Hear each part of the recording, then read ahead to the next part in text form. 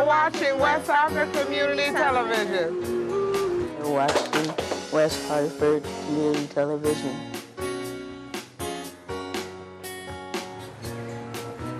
You're watching West Hartford Community Television.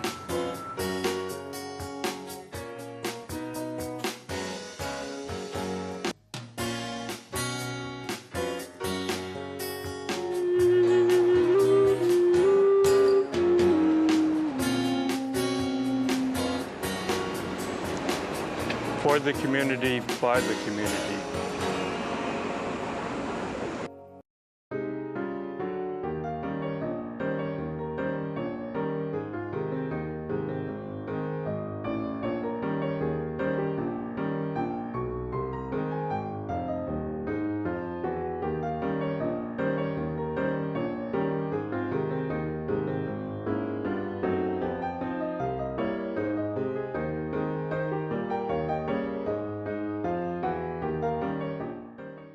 Welcome to As I See It, A Blind Woman's View. Thank you for tuning in. My name is Andrea Giudice, and I am your host. Along with me is my guide dog, who, as always, I will not introduce for his safety and concentration. We are here tonight to talk about something that an organization that I touched on a couple of months ago, but that I feel so strongly about that I wanted to have a chance to really bring in some experts, and you know how I love to bring in experts and make me look good. And talk about all of what they do. So tonight I have with me Diane Weaver-Dunn and Jason Ellsworth. Diane is the executive director of CRIS. We talked about this a few months ago, as I mentioned, Connecticut Radio Information System. Did I get it right? You did. Yay for me. Yeah. And Diane is the executive director, and she can talk so much more knowledgeably about the exciting things that are happening at CRIS and all of the varied ways that people can access the information. Jason is here tonight as both a subscriber to the service and a volunteer. And the really cool thing is he's also my cousin. So I've got this experts and family. I'm stacking the deck totally in my favor. Diane, what I wanted to talk to you about tonight specifically are some of the sweeping programs that CRIS offers. A little bit about the history of what is a radio information system for someone who doesn't know what that is. And then also, it's not just, when I was younger and learned about CRIS, it was sort of just information from newspapers and magazines, but it's gotten so much more expanded. So I'd love for you to talk a little bit about that. And I'm excited also about all of the ways that people can receive this information. Again, when I started at least 100 years ago, it was only through a radio receiver.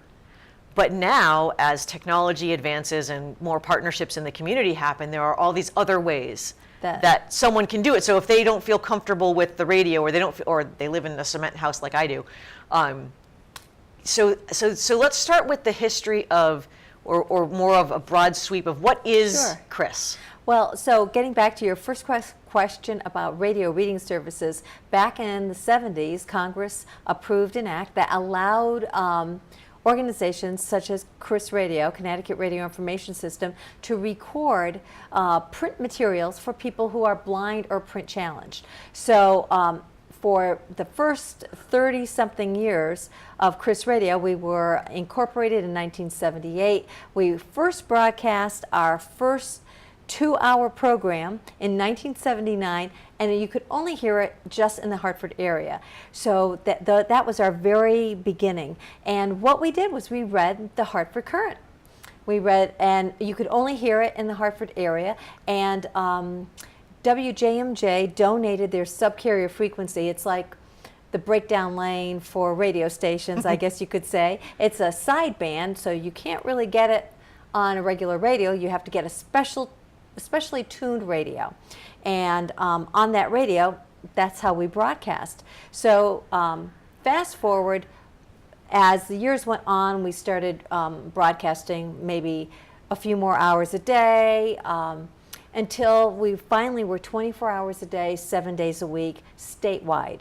So we had established 4 satellite studios: Danbury, Trumbull, Norwich, and West Haven. So people in those locations also could hear the local news, and we broadcast about 50 newspapers and magazines now.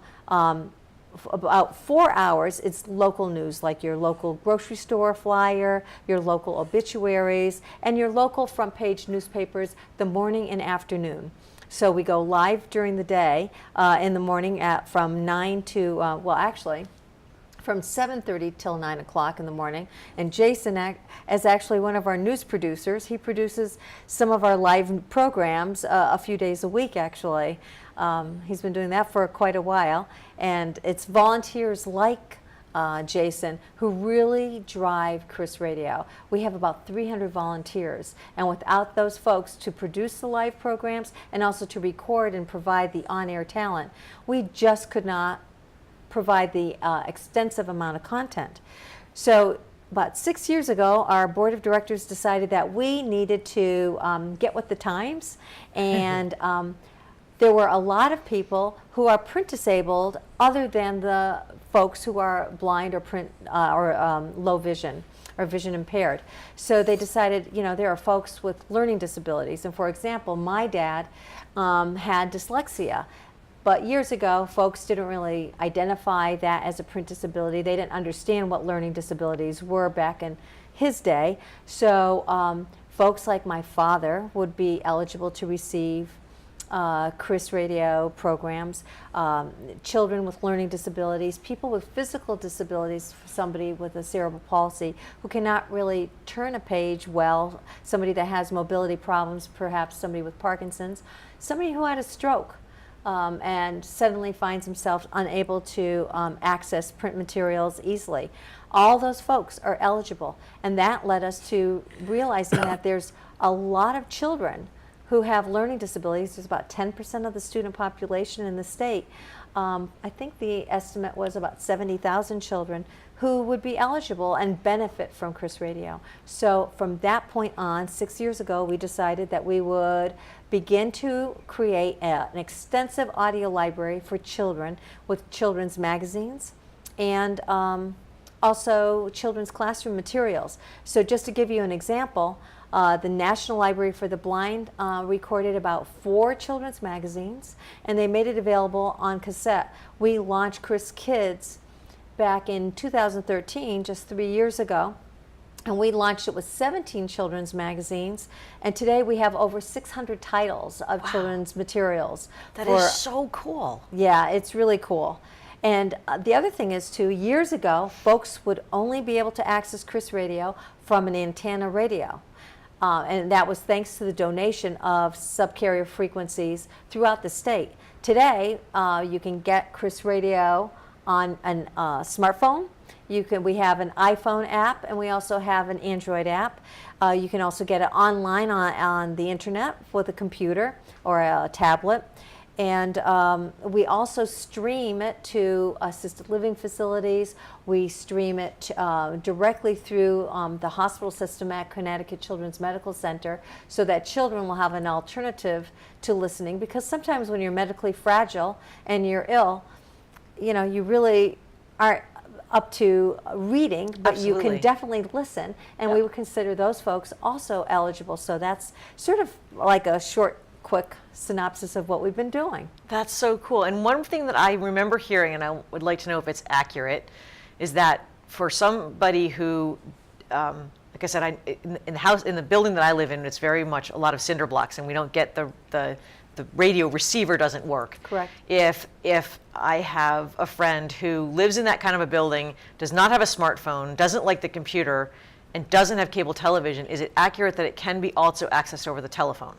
Yes, it is. That's correct. It's telephone, what we call a telephone reader, and it's like an on-demand system. However, a lot of folks with Wi-Fi, they can access CRIS Radio streaming. It looks like a radio. We have these internet radios, and we provide everything, all of these radios, free of charge. We loan them to folks. You have an internet radio? We do. Seriously? Yeah. Oh, my yes. gosh. I'll be calling you tomorrow morning. I want to get that for my house. And because if you, oh yeah, it's wonderful. It looks like a radio, but it's a turn-on switch. And it goes right through your Wi-Fi. Right. And the other thing I forgot to mention was that there were also one of the request to us was to provide Spanish language magazines for people who have low vision or a print disability, who are Spanish speakers. So we also launched that, and we are the only radio reading service in the nation with a dedicated children's lineup and a dedicated Spanish language lineup.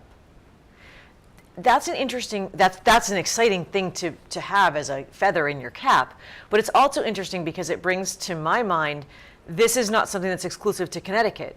These are systems and services like this all over the country? That's correct. There's about 65 other radio reading services throughout the nation. And you can also access, as well as CRIS Radio, you can also access all of them with the iBlink, what used to be the iBlink radio app. That's and correct. now it's the Ciro, Really? Yeah. the Ciro app. They just updated it. That is very cool. So you can access any radio reading service basically for free all across the country. That's right. That's cool. And you can do it from here. You don't have to wait till you're in that state and Nope. get it. Then you can get it here. Yep, you can get it anywhere. Wow, that's Yeah, very the cool. wonders of technology. I know, isn't it awesome? Now tell me a little bit about museums, because I remember reading something about CRIS and museums having a partnership. That's correct. So the other thing that we realized is that only, or I think it's less than 11% of people with disabilities visit museums, according to a national study. And we want to change that. Visiting a museum is a wonderful experience, but if it doesn't have a lot to offer you because of your disability, you're not going to be able to experience it similar to how a person without a disability would experience it. So what we've done is we've created a program called CRIS Access, and what we do is we use a smartphone and what they call a QR reader. It's a quick response code reader, and you could just flash that smartphone next to the sign, which has a QR code, and it instantly gives you the audio of what the signage is. It gives you an audio description of what that exhibit looks like, and it also offers you some tactile information if there's a tactile opportunities. Is there anything that you can touch at that exhibit? So we're at Mystic Aquarium, Old Sturbridge Village, the New England Air Museum, and we have a project pending at the New Britain Museum of American Art. Wow. Yeah. That is so if I were to go to the aquarium, let's just say, Yep. would I need to, it's not like renting an audio description like you would at another museum. It's, if I have this on my phone, I can just, if it's there, I can just access it. All you need is a QR reader app. And, Okay. and it's actually pretty simple. You just hold it up next to the sign, and people will say, well, how would somebody who's completely vision impaired be able to access this? But it's not just for people who are vision impaired. It's also for people who have extreme dyslexia. I have a colleague whose husband has severe dyslexia, and when they go to museums, she has to read every single sign. But usually people visit museums with other family or friends. Yes. So if they have earbuds and they want to have some assistance in scanning, they can hear it and they can have some semblance of independence while visiting the museum. That is really interesting. The first time I ever sort of visited a museum that way, as opposed to having someone who's with me reading it, was a museum in Dallas, and it was the Kennedy Museum, and they had them for everybody. You could take an audio tour, and I thought, this is really cool. This is awesome. Yeah. So that's really very exciting. It makes me want to go to all of those museums.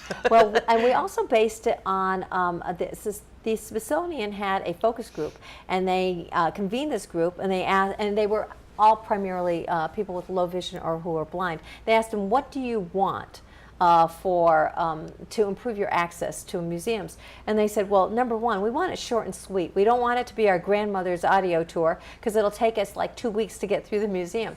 We want them like under 3 minutes. We want an audio description, but we also want to be able to access it on the website later on, just to help us remember it, because we can't take a pamphlet home and really read it. They're not going to braille it for us or provide it to us in large print or in audio format. So that's what we've done. We actually, on our website, the CRIS Radio website, crisradio.org, we have those audio recordings available so that you can actually click it as well before you go to the museum, after you go to the museum. Oh, really? That's so interesting. Oh my gosh. Here I thought I knew all about this, and this show is just for other people. Silly me. Jason, let me turn this over to you for a minute. So you've been volunteering at CRIS for 9 years. That's right.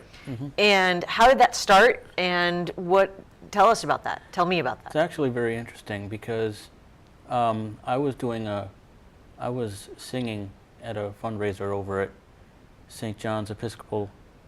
It was either St. John's Episcopal Church or the Wesley United Methodist Church over in, I think it was the Stockpot Kitchen over in East Windsor. And there was a woman that was there, Ruth Jeffords, who at the time was I believe she was a secretary over there at CRIS Radio. And she had told me about it. And now I'd heard about what CRIS did, and I'd gotten like cassettes and stuff from when I was a kid. I'd gotten these little cassettes. I would just look at the thing, and it would say CRIS on the cassette. I never really had a chance to like put them in the cassette and see what they actually were. I was afraid I was going to break them like I did all my other cassettes when I was a kid. So, but I knew what they were. I knew who they were. I didn't really know how long they'd actually been around, or I didn't realize they were there since 78 or 79. And so this woman, Ruth Jeffords, walks up to me and says, you've got a really great voice, and I'd heard you wanted to get into broadcasting, so I'm going to give your name to Scott Becker. And so I said, that'd be great, because I'd heard about what CRIS Radio does. And so a couple weeks later, I think, I got a call from Scott Becker, and I heard his voice, and I was like, wow, now obviously this is a guy who's been in radio. so we talked and set up a time, and I came in, and I've been working every Monday from like 6 o'clock to 7 o'clock since August of 2007. So I actually was a volunteer before I actually was a CRIS listener. Oh, that's interesting. I didn't get my radio until like 2 or 3 weeks after I started working there. Oh, that's funny. That's cool. Yeah. And so what is it that you do on your Mondays? I've just recently, a couple of years, for the last, I think, year or 2 years, started working the morning shift on Thursday mornings from 7:30. I do the morning sports, and 9 o'clock, well, until 9 o'clock, I do the morning front pages. I produce their newspaper reading shows that they do for the morning front pages and for the regional roundup in the evenings. I work I'm what they call a board operator. Some people call me a producer. I make sure that the readers' mics in the different studios are working, and I read the weather forecast for them on the air when it's time to do the weather break at the bottom of the hour. So I can call you at night and find out what the weather's going to be? Is No. that what you're telling me? Well, no. No, I just read it from the pamphlet. Oh, okay. That they give print you. out, yeah, from Weather Underground. So, but yeah, I mean it's good. Sometimes I lose my place. It's it's live radio, but what can you do? What can you do? You can come here and do live TV with me. Exactly. Well, it's sort of live. I've never had to edit yet, like totally redo, so that's good. I know the team here edits beautifully, but I haven't had to redo, so that's awesome. Something you were saying was made me have a brainstorm, but it's like on that train that runs away with my thoughts all the time.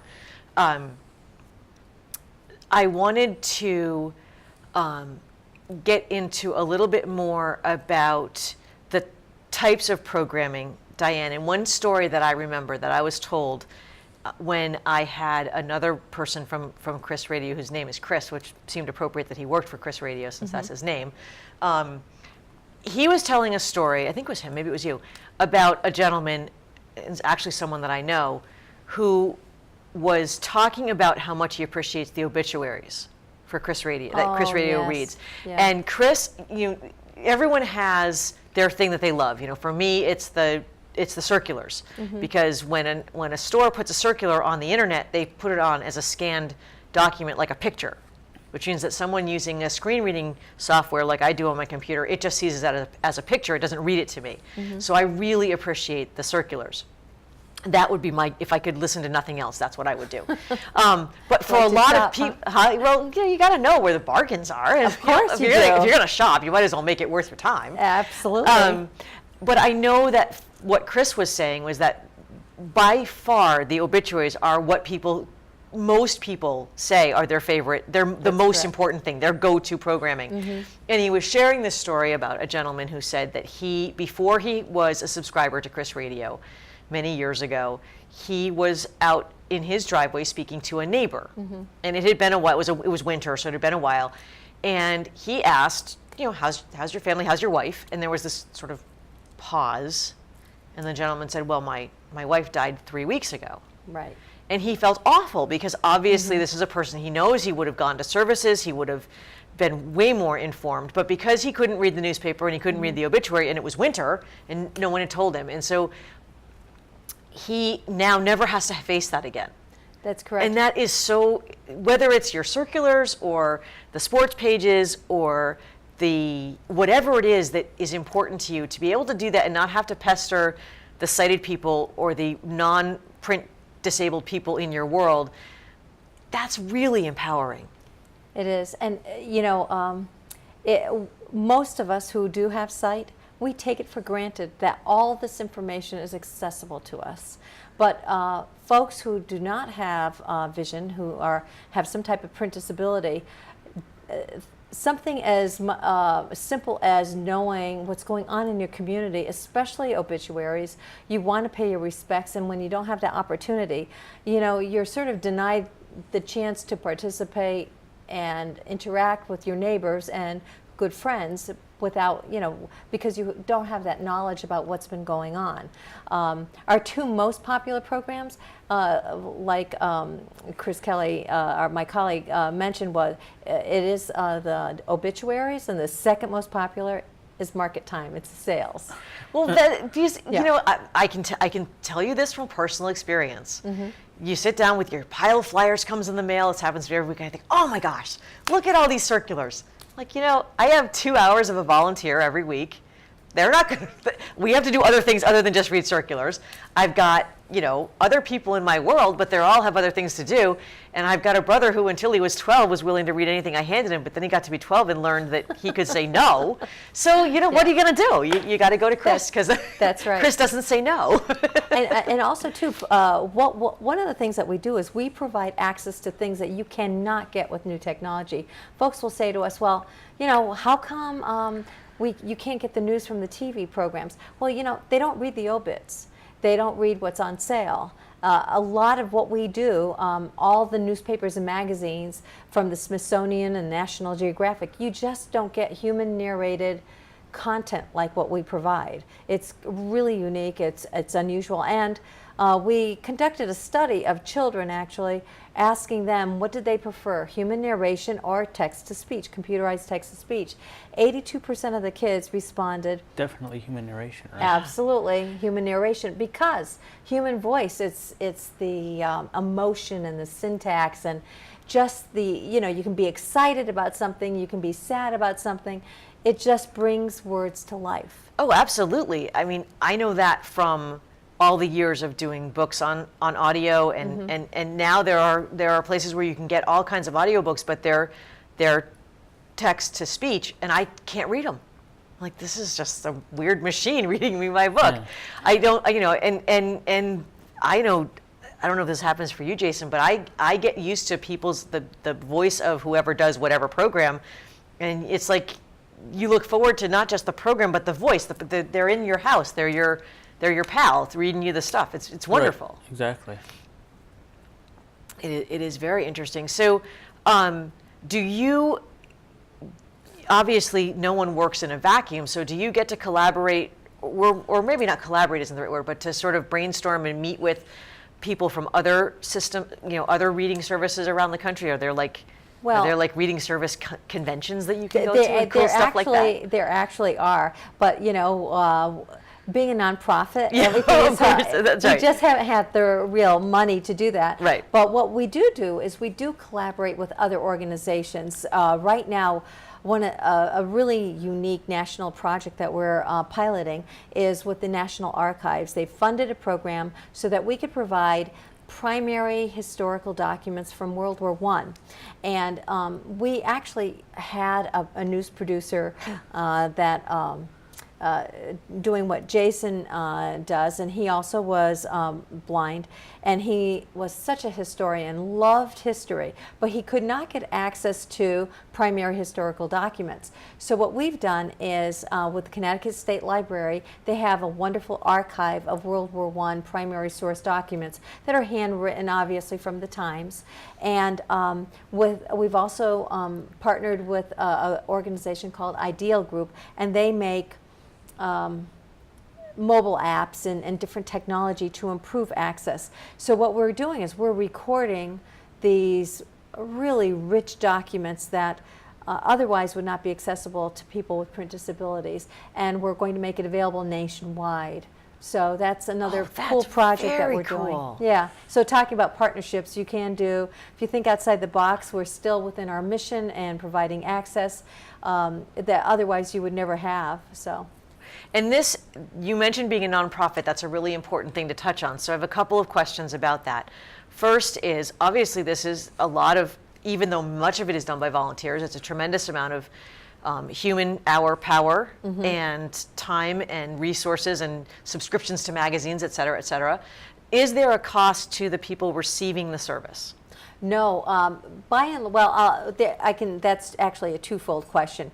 For all the new technology, for people that want to subscribe to our on-demand audio library, there is a subscription fee. It's very modest. It's $5 a month or $30 for the year. And they can subscribe and get unlimited access to all of our content. But for the radios, the internet radios and the antenna radios, we distribute those and loan them free of charge. So if once they're done with them, they return them and we try to recycle them. Okay. So having said that, and knowing the budget crisis that every nonprofit agency and for-profit agency is dealing with at the moment, how do you get your funding? Well, about half of it is foundation funding, maybe 20% comes from donations from people, and then the other thing is we have fundraisers and the Lions Clubs. They have been with us since 1978, and last year they donated through their own fundraisers more than $30,000 to CRIS Radio. So we're about a $500,000 organization, and that's what it costs us just to keep the lights on and run a radio station. So that is awesome. Well, this has been informative, and as always happens to me at my shows, I come in thinking I just know it all, and I end up learning quite a bit, which is great. And if people are interested, again, you said they can go to CRIS radio.org. That's correct. Which is really cool. And Jason, I want to thank you for coming, and I think it's so exciting to have someone here who's not just receiving the service like I'm doing, but also giving back by being a volunteer and not just enjoying the benefits, but also making it happen, which is really cool. Yeah. There's a lot of fun fundraisers, so I encourage everyone to visit the website and learn more. I also encourage everyone to email me if they have any questions. We have I have an email address, which is ablindwomensview@gmail.com. So you can always email me. Always, of course, if you want to tell me how fabulously you love the show, that would be great. I want to thank you all for tuning in. Again, this is Andrea Giudice, and you're watching As I See It, A Blind Woman's View. Have a great month, and I'll see you next month.